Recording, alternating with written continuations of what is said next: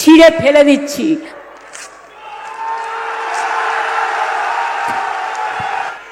তোমাদের ভিক্ষে আমরা চাই না, আমরা নিজের পায়ে দাঁড়াতে জানি। তোমরা এখন হাঁটি হাঁটি পা পা করে যাও আর বাংলাকে ভুলে যাও।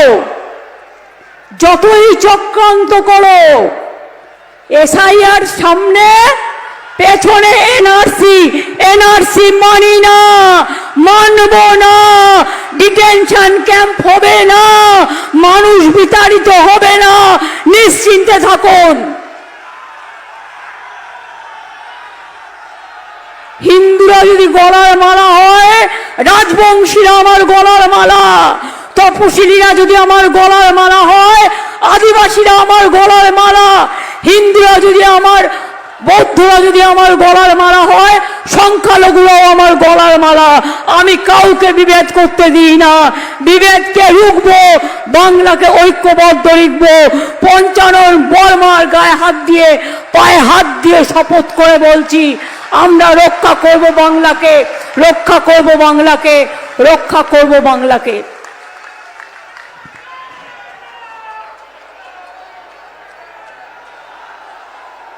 এসআইআর এর নামে তুমি করো, 2 বছর টাইম হাতে নিয়ে করো। ইলেকশনের আগে এত খিদে, এত কোটি কোটি টাকা রোজগার করেও এত পেটে খিদে তোমাদের, আর কত খাবে?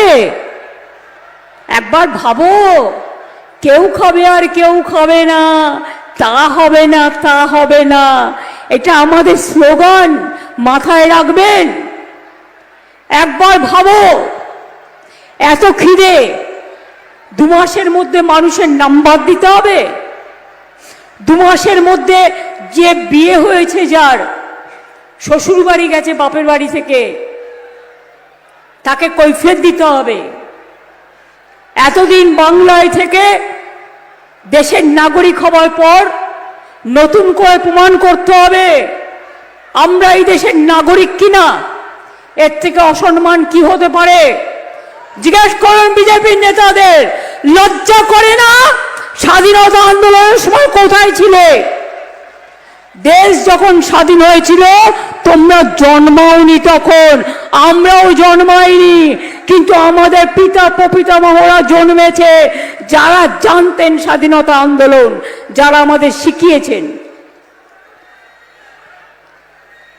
কালকে বঙ্কিমচন্দ্র চট্টোপাধ্যায়কে বললেন বঙ্কিমদা, যেন মনে হচ্ছে হরিদা আর শ্যামদা। বঙ্কিমচন্দ্র চট্টোপাধ্যায়, যিনি ন্যাশনাল সং রচনা করেছিলেন, তাকে এইটুকু সম্মান দিলেন না? আপনাদের তো মাথা নিচু করে নাক্ষত দেওয়া উচিত জনগণের কাছে, তাতেও ক্ষমা হবে না। আপনারা অসম্মান করেছেন দেশের ইতিহাসকে, দেশের সংস্কৃতিকে, দেশের আন্দোলনকে। আন্দোলন করেছিল কারা? স্বাধীনতা আন্দোলন। বাংলা, 90% লোক বাংলায় শহীদ হয়েছিল, ফাঁসির কাটে গেছিল, জেলে ছিল, বন্দি ছিল, আর ছিল কিছু পাঞ্জাব। কোথায় ছিলেন আপনারা? রাজা রামমোহন রায়কে বলে দিলেন তিনি নাকি দেশপ্রেমিক নন।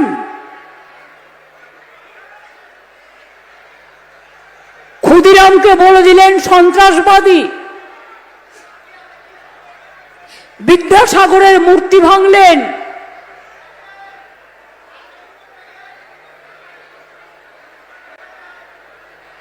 ইলেকশনের সময় সংখ্যালঘু ভোট ভাগ করবার চেষ্টা করছেন কোটি কোটি টাকা খরচ করে, আর অন্য সময় সংখ্যালঘুদের নাম বাদ দাও, শীতলকুচিতে গুলি করে মারো।